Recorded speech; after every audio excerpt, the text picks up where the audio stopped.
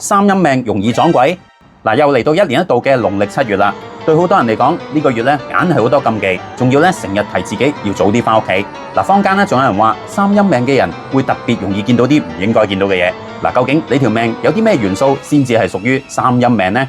嗱，其實屬於三陰命嘅人，一般喺自己八字嘅組合裏面，天干同地支通常咧都會出現好極端嘅情況。例如大部分嘅天干同地支，又或者全部嘅干支屬性都係屬陰。嗱，喺呢種陰陽嚴重失衡嘅情況之下咧，喺民間同埋部分嘅命理派別嚟講，呢種咧就係屬於三陰命啦。嗱，不過我想講，即使係三陰命呢一類人本身嘅命格都未必一定係差，但係佢哋一般相對敏感度高，直覺能力強，容易咧受到環境同埋情緒影響，尤其係對於一啲咧科幻同埋靈異嘅嘢好有好奇心，或者可以講對呢類嘢敏感度會較高。不過點都好啦，喺我經驗話俾大家知，三陰命唔係一定撞鬼，反而更加容易撞到另外一啲嘅嘢，就係失眠、焦慮、神經質多啲。所以喺呢個月裏面，唔好成日自己嚇自己啦。